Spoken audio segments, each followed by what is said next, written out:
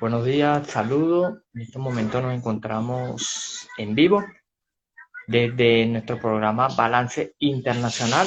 Estamos esperando la participación de nuestro invitado estrella del día de hoy, el señor Jorge Calustián, presidente de OIFO Internacional, un programa bastante importante que indiscutiblemente va a tener un gran impacto para la comunidad nacional, la comunidad internacional y específicamente para nuestro país, Venezuela.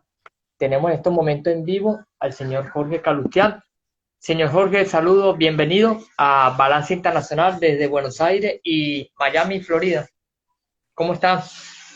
¿Qué tal? Buen día. Buen día. ¿Me oyen bien y me ven bien? Perfecto.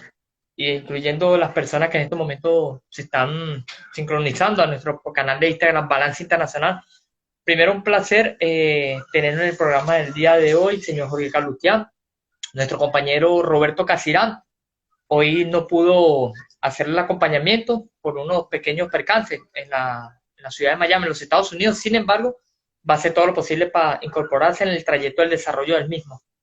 Y bueno, usted es el invitado especial de hoy, va a ser la exclusiva a la hora completa, un tema de gran importancia que lo hemos venido conversando de manera personal y ahora a través de este mecanismo de comunicación tecnológica y que es un tema que lo voy a contextualizar, lo que fue marcado las metas del milenio, lo que implica la Agenda 2030 en cuanto a lo que constituye el compromiso del saneamiento del impacto ambiental, crear la energía verde, buscar el desarrollo de nuestros países, indiscutiblemente crear la gran conciencia colectiva de que desarrollo sin el cuidado del medio ambiente simplemente no habrá ningún futuro para la humanidad desde ningún punto de vista.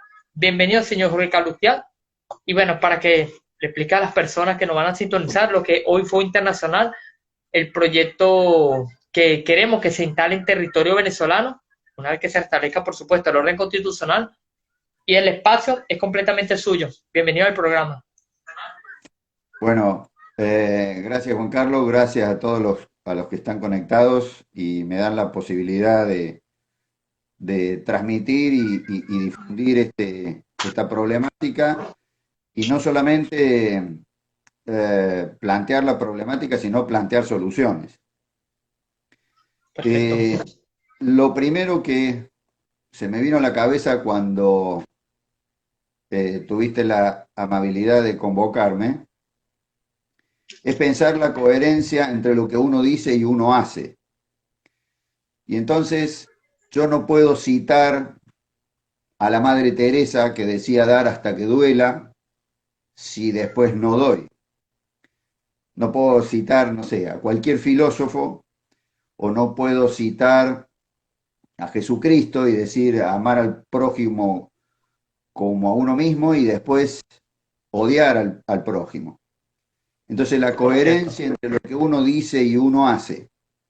Y hoy en particular, aquellos que amamos la libertad, hoy 24 de julio, me gustaría Nacimiento, citar, nacimiento del libertador Simón Bolívar de Venezuela. El Simón Bolívar, eh, hoy, me gustaría 239. citar, me gustaría citar una frase para ponerlo en contexto de lo que uno dice y lo que uno hace. Entonces, si yo cito a Bolívar, debería hacer lo que dice Bolívar. Bolívar decía, nada es tan peligroso como dejar permanecer largo tiempo a un mismo ciudadano en el poder. El pueblo se acostumbra a obedecerlo y él a mandarlo. Es ahí donde Correcto. se originan la usurpación y la tiranía. Con lo cual, sería interesante que muchos gobernantes que citan a Bolívar hicieran lo que dice Bolívar, ¿no? Una, Entonces, correcto. entonces, cuando hablamos del medio ambiente, tenemos que ser coherentes con el medio ambiente.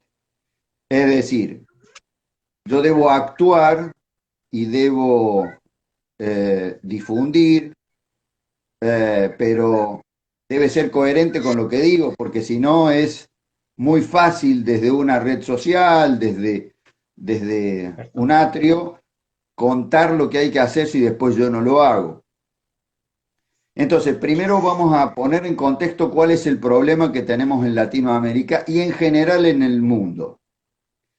He tenido la suerte, y les aseguro que en mi alma es la desgracia, de recorrer cientos de basurales desde el sur de Río Bravo, desde Oaxaca, México, hasta la Antártida, basurales en China, en Europa,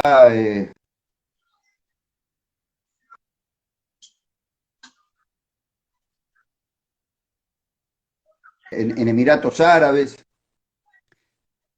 La conducta humana es igual en todos lados. Cuando uno ve que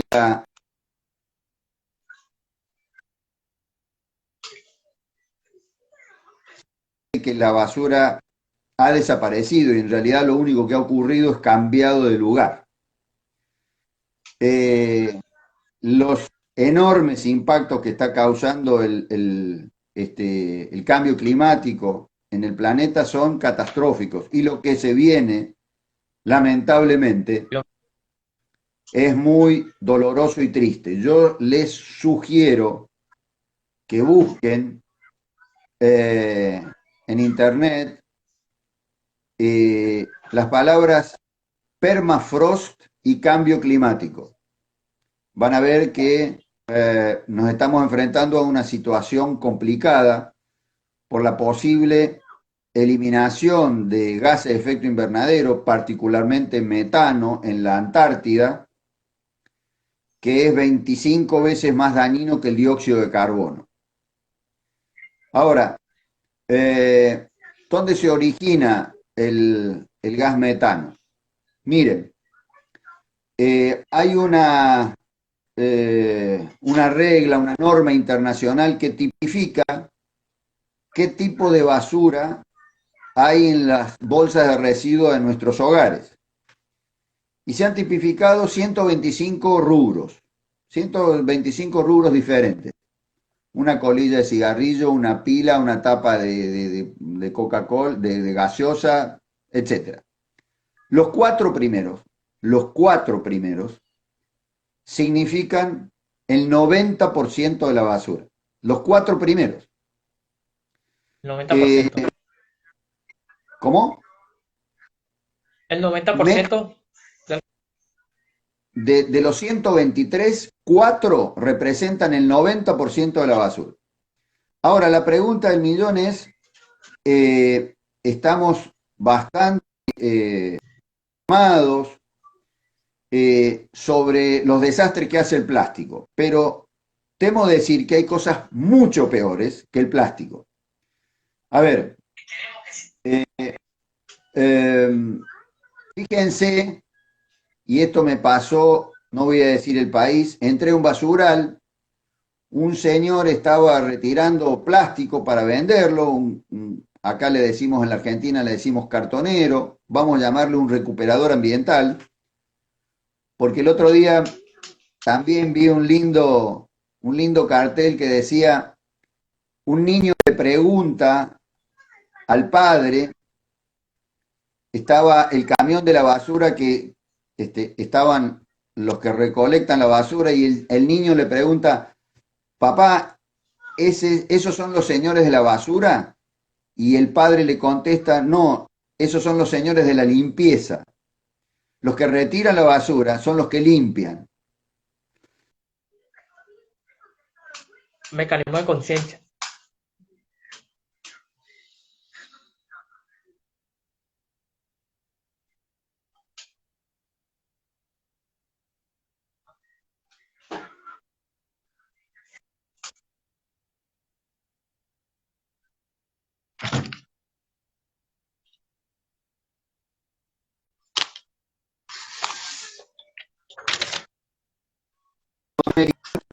Cada uno de nosotros genera 1 kilo de basura por día. Con lo cual, si hay 1 millón de habitantes, estaríamos generando 1.000.000 de kilos de basura por día. El 50 al 55%, el 50 o el 55% de esa basura es orgánica. Un día estaba en Teresópolis, Brasil, y le digo al intendente, al alcalde. Un alcalde.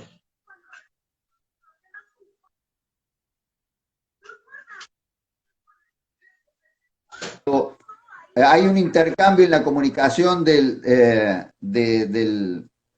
Instagram o las redes sociales, se interrumpe la comunicación, con lo cual permíteme que yo desarrolle todo y no hagas comentarios porque se interrumpe la comunicación. Entonces, fíjense en esto. Le digo a este intendente, vengamos de noche.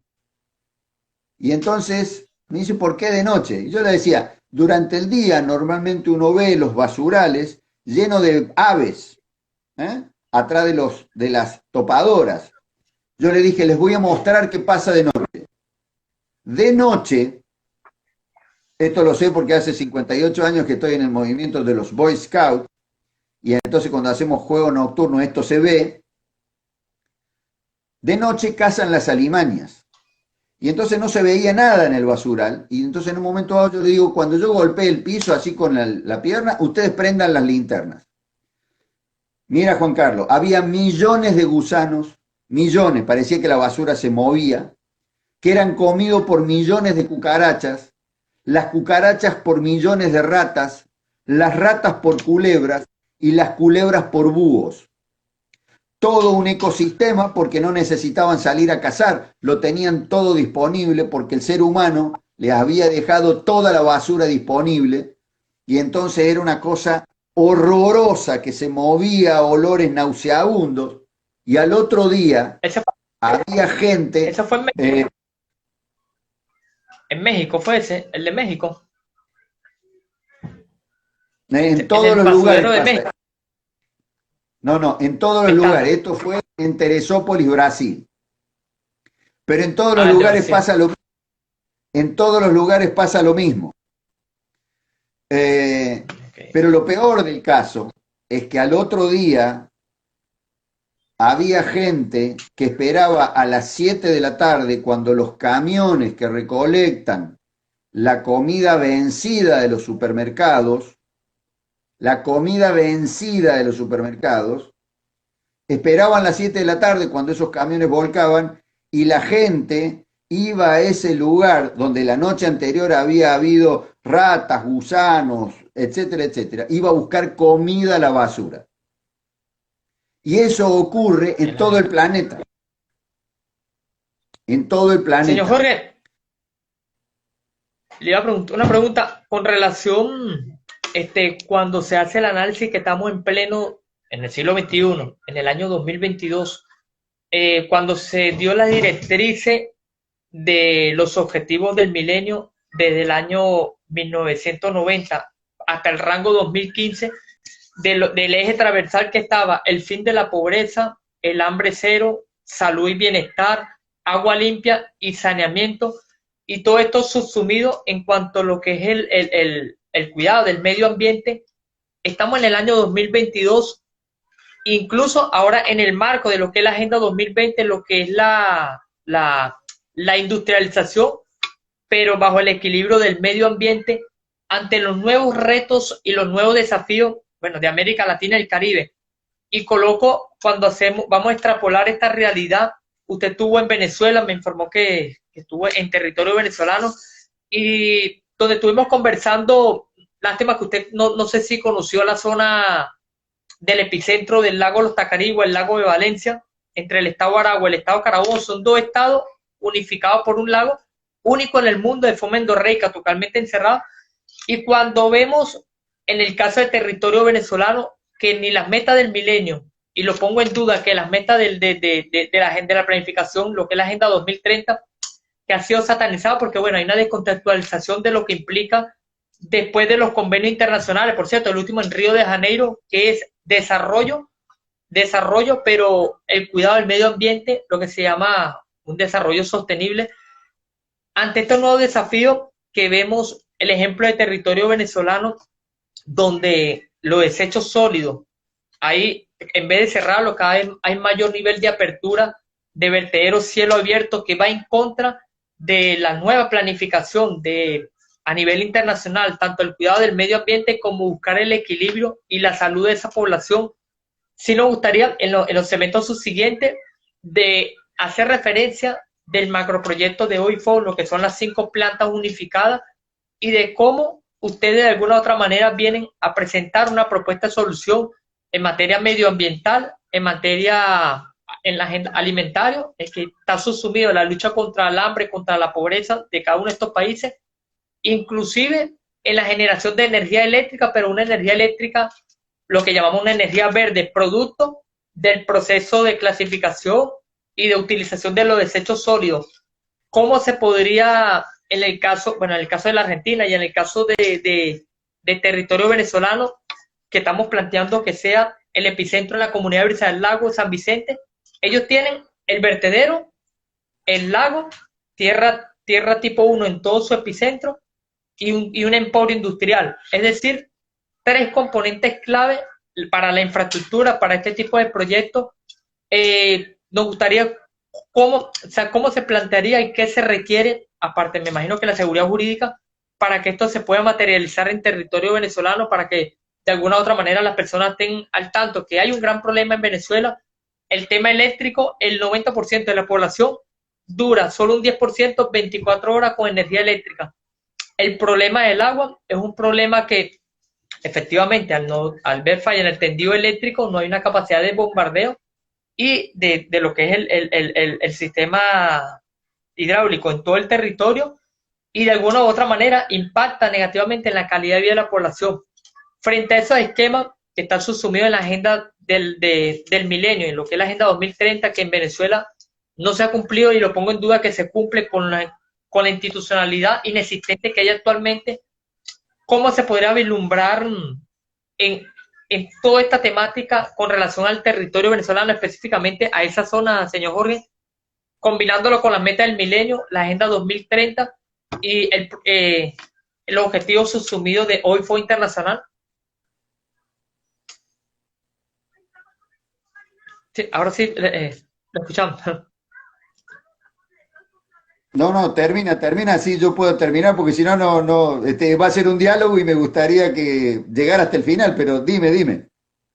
Tú me das cuenta, en el marco de la meta del milenio, la Agenda 2030 y los objetivos generales y específicos de OIFO, ¿cómo podríamos extrapolar todo, esos, combinando una simbiosis perfecta, esos 3 elementos para la implementación del megaproyecto hermoso que ustedes tienen, que queremos que se instale en territorio venezolano? ¿Cuáles son las condiciones que se requieren para que eso se pueda materializar? Bueno, permíteme desarrollar, porque si no, no puedo desarrollar, ¿ok? Pongámonos de acuerdo, déjame desarrollar, ¿ok? En tal caso, hagamos una nueva reunión donde tú nos expliques cuál es la problemática y vemos cómo la solución. Pero si me convocas, permíteme, ya que tenemos la oportunidad de todos los oyentes, que yo desarrolle, porque si no, no puedo desarrollar, ¿ok? ¿Puede ser? Sí. Bienvenido. Okay. Ahora nos habla de esto. Ok. Entonces, volvemos. Nosotros tenemos que primero saber cuál es el problema. No puedo solucionar algo si no sé cuál es el problema. Repito, hay 125 productos adentro de una bolsa de residuos. Los 4 primeros representan más del 90% de la basura. El plástico, que todo el mundo habla del plástico, sí, es cierto. A mí me preocupa las tortugas en el Océano Índico. Les aseguro que me preocupa mucho el plástico, pero mucho más me preocupa que nuestros hermanos latinoamericanos van a un basural a buscar comida. Comida. No me interrumpa, Juan Carlos. Te pido por favor. ¿Por qué? Porque esto me pone muy mal ver a nuestros conciudadanos buscar basura comida en la basura. Es realmente denigrante. Les aseguro que es doloroso. Miren, estaba en un basural cuando veía a un señor con todas las partes húmedas, la nariz, la boca, los ojos llenos de moscas, buscando un pedazo de plástico, y al lado estaba la señora, la esposa, amamantando un bebé con moscas en los pezones. ¿De qué hablamos? Entonces, ¿de qué está hecha la basura? De esos 125, los 4 primeros. El 55% es orgánico, no es el plástico. El plástico es el 17%, el papel el 12%. Mira, 55% orgánico, 17% plástico, 12% papel. Voy a saltar el cuarto y después voy a volver sobre este cuarto. El quinto, lejos, es el metal, el sexto es el vidrio y así sucesivamente. El 0,001% las pilas o los neumáticos y demás. Sin embargo, el cuarto es el 5% de la basura. Terrible. Lo orgánico, ya lo voy a explicar, se puede utilizar haciendo muchísimas cosas, muchísimas cosas. El plástico se recicla, el papel se recicla. El cuarto, que es el 5%, repito, que quintuplica al vidrio y al metal, es algo desastroso. Mira, yo pregunto a la audiencia, solamente no voy a esperar respuesta porque sería complicado, pero piensen en esto. ¿Cuántas veces por día cambiamos las pilas de nuestro control remoto cuando se acaban? Por día. Uno dirá, no, por día no. Cada tanto, cada un mes, 2 meses, una vez cada 6 meses. Bueno, un niño cambia 8 pañales por día. El 5% de la basura son los pañales. La capital federal en la Argentina produce 500.000 kilos de pañales por día. Así que imagínense lo desastroso que es. Las toallitas femeninas, los pañales para adultos, los pañales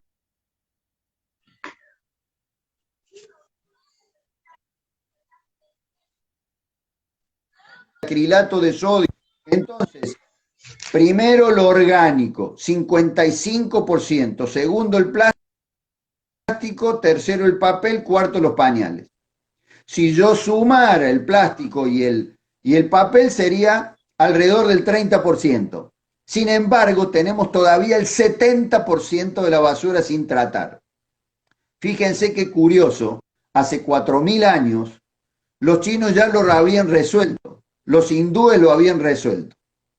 Con lo orgánico, ¿qué hacemos nosotros en Oil Fox? Viendo esta problemática, viendo esto que yo te estoy comentando que ocurre en todas las partes del mundo, en Shanghai, en Beijing, en Datong, en Shenzhen, en Dubái, en Abu Dhabi, en París, en Londres, en Caracas, en Buenos Aires, la mitad de la basura o más de la basura es orgánica.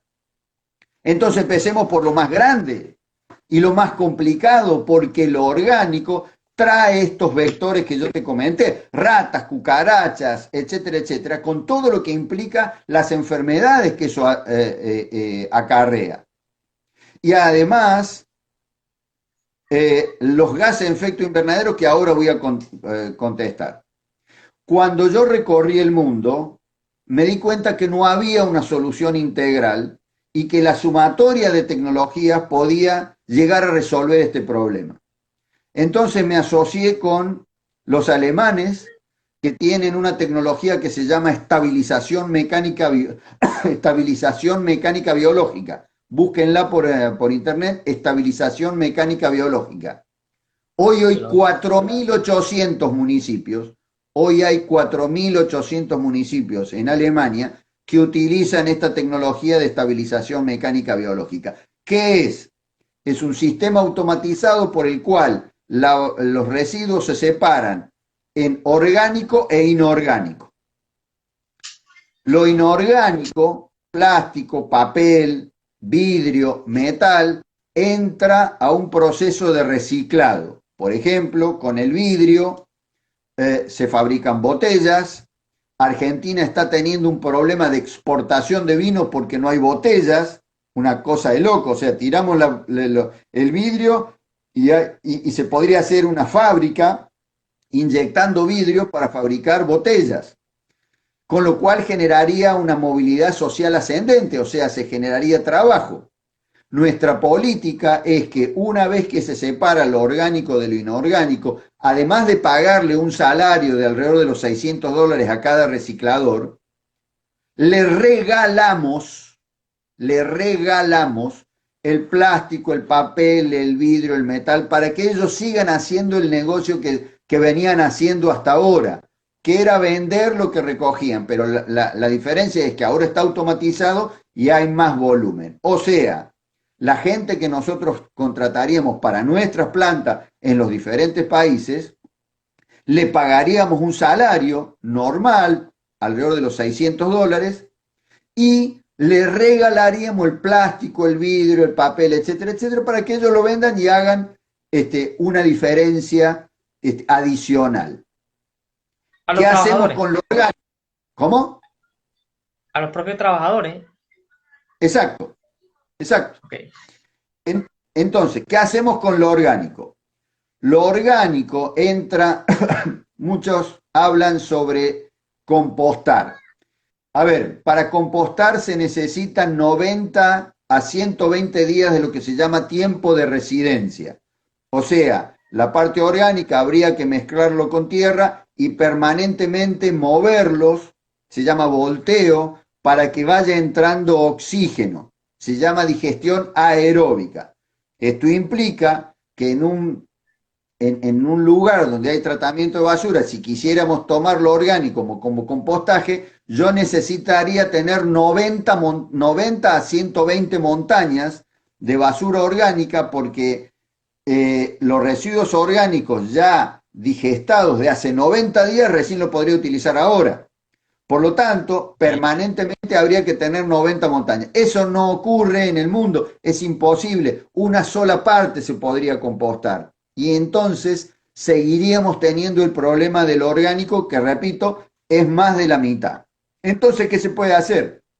Lo que se conoce como digestión anaeróbica. Técnicamente es hidrólisis, acidogénesis, acetogénesis y metanogénesis. Es un proceso por el cual todos los residuos orgánicos triturados entran a un tanque tipo petrolero muy grande, cerrado, donde no entra oxígeno, y ahí hay permanentemente agitación. ¿Eso qué va a producir? Esa digestión anaeróbica. Va a producir biogás. El biogás está compuesto básicamente 70% de gas metano, gas natural que si lo comprimos es gas natural comprimido, es lo que hay en las bombuchas, en las garrafas. Y entonces, aquellos que están en las grandes ciudades que tienen acceso al gas natural de línea, los que están lejanos tienen que salir a comprar las bombuchas y que son muchas veces mucho más caras que las que vienen en línea. Ahora bien, ese gas metano, yo podría quemarlo en un generador eléctrico y entonces en vez de utilizar el gas metano o el propano-butano derivado del petróleo, podría obtenerlo y quemarlo dentro de los generadores de electricidad a ese gas metano producido por la basura. Pero ahí tenemos un segundo problema. He resuelto el problema del gas, genero energía verde, genero energía renovable a partir de la basura y no de la explotación petrolera, pero cuando lo quemo sale dióxido de carbono por los gases de escape. Entonces ahí es cuando hice una alianza con los italianos, japoneses, y ahí empezamos a buscar una tecnología adicional y ese gas metano quemado, transformado en dióxido de carbono, lo burbujeamos, ese dióxido de carbono, en grandes piscinas, imagínense piscinas de 10 metros por 100 metros, pero de poca profundidad, de 50 centímetros de profundidad, donde cultivamos una planta acuática, una alga que se llama espirulina. A ver, nosotros tenemos esto, la espirulina, además hacemos sopas con espirulina, es decir, hacemos un montón de cosas. Curiosamente, la espirulina ha sido designada por las Naciones Unidas. De hecho, el ex secretario de las Naciones Unidas me mandó un mensaje de aliento diciendo: ustedes están trabajando con el alimento más antiguo del futuro, porque Naciones Unidas creó un organismo que tiene el mismo estatus que FAO y UNICEF, que se llama INSAM, para combatir la desnutrición infantil en África con esta alga, que se cultiva y se cosecha cada 24 horas, con lo cual hay 365 cosechas anuales. Y la espirulina tiene proteína, minerales, vitamina, aminoácidos, omega 3, omega 6, y nosotros desde las plantas que tenemos en Italia, en el sur de Italia, donamos espirulina al África para combatir la desnutrición infantil en África. No nos hace falta ir al África para saber que tenemos desnutrición en nuestra Latinoamérica. Con lo cual, además de generar energía, ese dióxido de carbono sirve para hacer la fotosíntesis de las algas y con eso hacemos alimentos para los seres humanos. Que es lo interesante, que en esas piscinas donde hay agua, se utiliza una sola vez el agua, porque la espirulina se va desarrollando en esa agua, se hace una absorción de esa agua, se filtra y el agua vuelve, con lo cual se utiliza una sola vez el agua. Otro de los recursos naturales que hay que cuidar. Entonces no se utiliza más que una sola vez el agua y nunca más. Y producimos los grandes cultivos de trigo, maíz, soya, etcétera, etcétera, necesitan abundante cantidad de agua. Acá una sola vez. Con lo cual produciríamos energía y alimentos. Pero ese material digerido tiene grandes componentes de sales orgánicas para el desarrollo. Tienen fósforo, nitrógeno, potasio, hierro, calcio, magnesio, boro, zinc. Ese material orgánico nosotros lo sometemos a ultrasonido y altas temperaturas, con lo cual lo pasteurizamos. Y ultrasonido es porque es el mecanismo que se utiliza para esterilizar el material quirúrgico. Mira cómo tratamos los residuos orgánicos, como si fuera material quirúrgico. Ese material, luego de haber pasado por ultrasonido, altas temperaturas y presión, es decir, queda pasteurizado, queda como fertilizante orgánico para las grandes extensiones de cultivo, trigo, maíz, soya, y no utilizar agroquímicos o agrotóxicos que son cancerígenos. Y lo interesante, para que te des una idea, a raíz lamentablemente de la guerra, la tonelada de fertilizante pasó de $300 a $1.300 y estos fertilizantes orgánicos son gratuitos.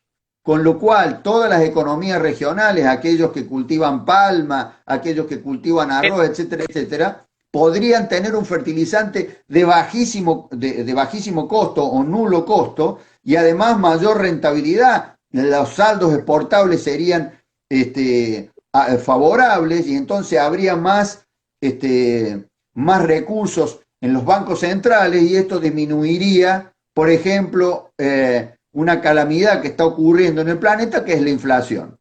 Entonces, fíjate con la basura orgánica todo lo que se puede hacer, pero ahí no termina la cosa.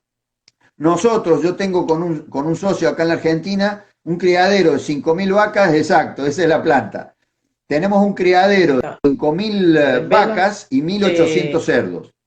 Esos cerdos y esas vacas necesitan alimento. Y el alimento que viene derivado de la sumatoria de soya, maíz y núcleo proteico, ha aumentado al triple o al quíntuple por la guerra. Bueno, con ese material orgánico se puede cultivar, de hecho lo estoy haciendo con nuestros animales, una planta acuática, o sea, con un pedacito, o sea, con el 5% de ese material orgánico. El 95% se comercializa como fertilizante orgánico a muy bajo precio, $10, $20. Acordate que están 1.300. Y además sería orgánico, fabuloso. Pero con el 5% cultivamos una planta acuática, también en unos invernaderos, pero esto no cubierto, sino a cielo abierto, y esa planta acuática es alimento balanceado para animales, con lo cual cerdos, vaca, peces, aves, podrían alimentarse con esta planta acuática que se reproduce y se cosecha una vez por semana. Y tiene, lo hemos probado con nuestros animales, 77,7% de digestibilidad, mayor al 60% de digestibilidad que puede llegar a tener la soja para cerdos y vacas. Con lo cual, Bien, con lo bien. orgánico se puede producir energía, fertilizante, alimento para seres humanos y alimento balanceado. Lo inorgánico va en donación, en regalo a los recicladores, que repito, además de cobrar una nómina de parte nuestra, le regalamos todo esto. Entonces se generan 5 negocios. Reciclado para los recicladores, economía circular, energía, fertilizante, alimento balanceado y alimentos para humanos. Pero además, en nuestro proyecto, nuestras plantas las ponemos al lado de donde estaba el basural.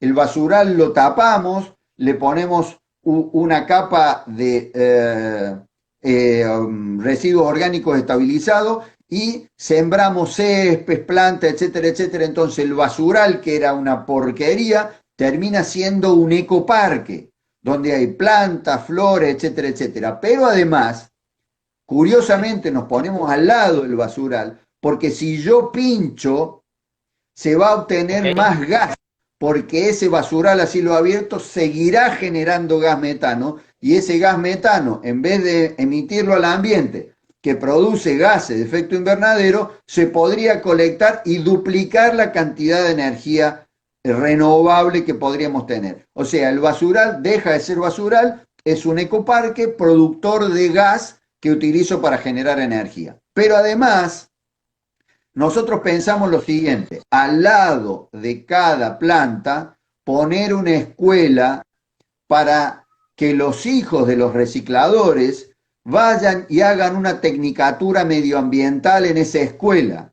¿Por qué? Porque esa expertise que van a ir tomando los hijos, el día de mañana van a ser técnicos medioambientales que podrán ocupar el puesto de sus padres, pero con un conocimiento sobre la problemática ambiental muy superior a la de sus padres, con lo cual la tecnología de separación y de tratamiento de los residuos va a ser en una espiral ascendente, va a ser un círculo virtuoso. Ahora bien, por haber hecho desaparecer un basural, gracias al protocolo de Kioto y lo que se estableció en el 2015 en París, en la última conferencia sobre el cambio climático, hoy hay 100.000 millones de dólares en bonos del carbono. Esto implica que, por ejemplo, los países que hagan desaparecer los basurales a cielo abierto, generen todo lo que yo estoy comentando, van a generar créditos del carbono que en volumen total permitiría, escucha esto, pagar la deuda externa de Latinoamérica. Ahora bien, Correcto. ahí no termina la cosa. Todo esto, hace falta 3 cosas. Para A eso estas, le iba a preguntar. yo siempre digo lo mismo. Para hacer un huevo frito o resolver el problema de un país o de la basura, hace falta 3 cosas. La primera es la actitud, ganas de resolver el problema. Política de Estamos, decisión para resolverlo. Actitud. La segunda cosa es la aptitud, o sea, saber cómo resolver el problema. Y tercero son los recursos. En un huevo sería ganas de comer un huevo, saber cocinar un huevo y tener un huevo, o sea, tener los recursos. Nosotros hasta ahora, yo lo que te he comentado es la actitud de resolver el problema y la aptitud cómo resolver el problema. Pero hace falta dinero. Entonces, ahí se incorporó el quinto socio del holding que yo presido en Estados Unidos, que se llama Planet Care Community Foundation. Es una fundación que recibe fondos de todos los bancos del mundo, de los bancos privados del mundo, para desarrollos medioambientales. Y entonces las plantas las ponemos con nuestro dinero. Repito, las correcto. plantas las ponemos con nuestro dinero. Imaginemos Venezuela. Nuestra propuesta, exactamente, la planta ocupa 14 hectáreas. La pueden Imaginemos ver. Venezuela. Señor Jorge, imagínese esta zona, esta es la planta, uno de los modelos que ustedes nos enviaron, más o menos con esa escala de esta referencia, aquí está un vertedero de basura, aquí está un complejo industrial abandonado y en la parte de atrás está el lago. O sea que más o menos sería el esquema y la escuela quedaría, se formaría una escuela medioambiental en este mismo rango para que se desarrolle todo el proceso. Sería más o menos bajo toda esta dimensión, para que nos explique cómo sería ese tipo de protocolo. Así es, son 14 hectáreas. Entonces, ¿nosotros qué hacemos? Supongamos un basural a cielo abierto en Venezuela. Nosotros instalamos estas 5 plantas con nuestro dinero,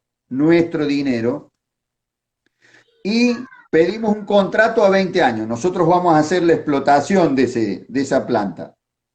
Nosotros no tenemos una planta de tratamiento de basura. Yo siempre digo lo mismo. Nosotros tenemos una fábrica que recibe como insumos los residuos y produce productos. Si fuera, imagínate, una fábrica de pan, recibe harina y sale pan.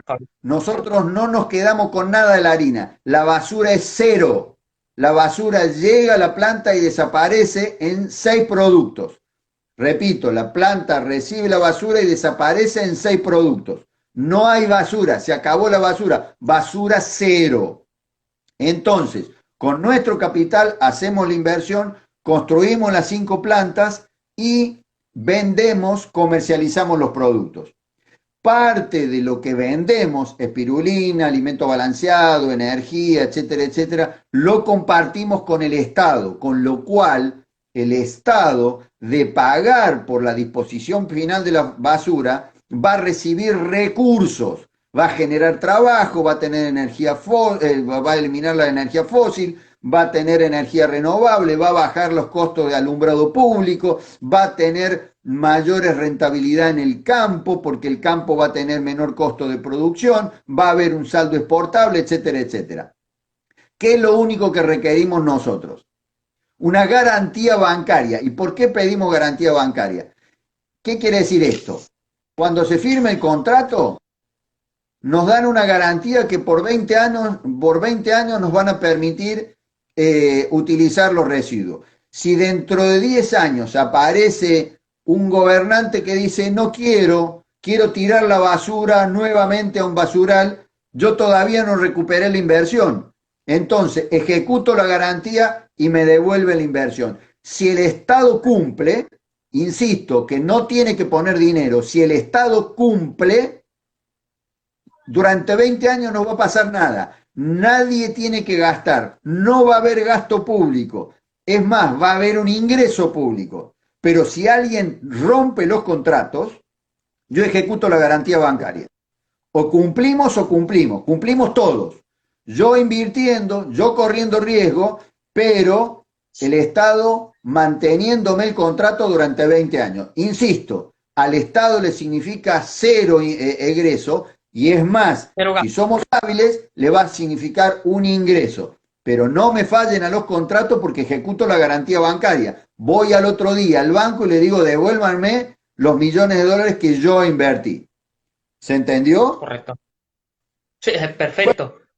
Básicamente de eso se trata. Es una inversión privada sobre riesgo privado para generar energía renovable, para generar fertilizante, alimento, etcétera, etcétera, con beneficios para el Estado y obviamente para nosotros como inversores. El Estado tiene cero riesgo, siempre y cuando cumpla y no nos saquen la concesión durante estos 20 años. Perfecto. El protocolo es 20, se puede extender a 25 para que se tome una escala de 25, 25, de Sí, 50 y 50 siglos. sí, voy a ser un poco viejito, pero sí.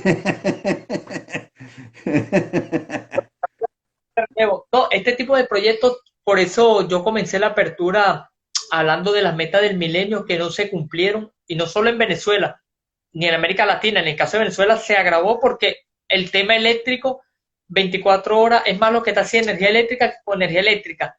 Una vez conversando con usted, señor Jorge, me hizo conocimiento, creo que una vez cuando nos reunimos en una emisora de radio, de que este tipo de planta puede tener la capacidad de generar en un circuito para 1 millón de habitantes la energía eléctrica que genera este tipo de complejo. Como a nivel poblacional, una población de 1 millón de habitantes, con la instalación de una sola planta modelo, se puede beneficiar directamente. A ver, Coloquemos el municipio de Estado de Aragua. Un como ejemplo. regla general, toma nota de este número que te voy a pasar para que lo extrapoles a una planta de 100 toneladas, 1000 toneladas o 5000 toneladas. Cada tonelada de basura orgánica, repito, cada tonelada de basura orgánica, imagínate una ciudad de 1 millón de habitantes, son 500 toneladas de orgánico, ¿ok? La mitad es orgánico. Cada tonelada genera 200 metros cúbicos de biogás y cada Okay. metro cúbico de biogás genera 2 kilowatts. Con lo cual, el cálculo que deberías hacer es, para una ciudad de 1 millón de habitantes, 500 toneladas por 200 y eso por 2. Esto daría Okay. algo así como 200 megadía, algo así como 8 megawatt hora, En ¿ok? rango eléctrico. Exacto. Y en ¿Y el del orden gas? del gas, y tendrías que multiplicar 500 por 200. Esto sería algo así como 100.000 metros cúbicos de gas por día. De allí, tubería y llega automáticamente en las viviendas de las personas, ¿correcto? Bajo un sistema de tubería. Sí, hay que hacerle un previo tratamiento porque el biogás está compuesto son 5 gases, pero 3 son los más importantes. 70% gas metano. Nosotros estamos logrando el 84% de gas metano. 70% gas metano, 29% de dióxido de carbono y 1% sulfuro de hidrógeno, el olor a podrido. El sulfuro de hidrógeno reacciona con el óxido de hierro, es decir, que si la tubería tuviera virutas de hierro oxidado, cuando el sulfuro de hidrógeno atraviesa el óxido de hierro, se genera sulfuro de hierro y se eliminan los olores. El dióxido de carbono se lavaría con carbonato de calcio, Calviva, y con eso eliminaríamos. Pero de todas maneras, ya hay tecnología que hemos incorporado para llegar al 95-98% de pureza de gas metano y además lo podemos envasar. ¿Qué significa eso? Que unos containers podrían llevar estos Zeppelin con gas a lugares alejados para que de esa manera utilizar ese gas en la línea, porque una cosa es cómo haces para llegar a la cordillera con el gas, o sea, el trazado de gas que habría que hacer sería muy costoso, en cambio de esta manera se compacta y se traslada al contenedor y después se recibe un contenedor vacío y se manda un contenedor lleno y así sucesivamente, como si tuvieras la provisión clásica de agua, digamos. Entregas un bidón y te entregan otro bidón vacío y tú entregas Sería uno lleno. tipo ¿Cómo? bombona, garrafa.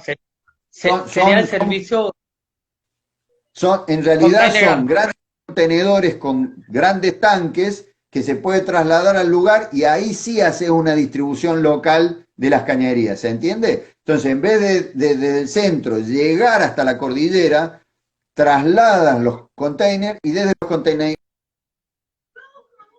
local. O comprimir en bombilla, bombina, bombucha, creo, no sé cómo le llaman en Venezuela, las garrafas, le decimos nosotros. Y esas garrafas pueden ir a domiciliario. O sea, que se estaría resolviendo, por un lado, el tema eléctrico, que es un problema en el caso de Venezuela. Es un dolor, o sea, imagínese, señor Escalustián, las 24 horas del día, el rango de 14, 15 horas sin energía eléctrica.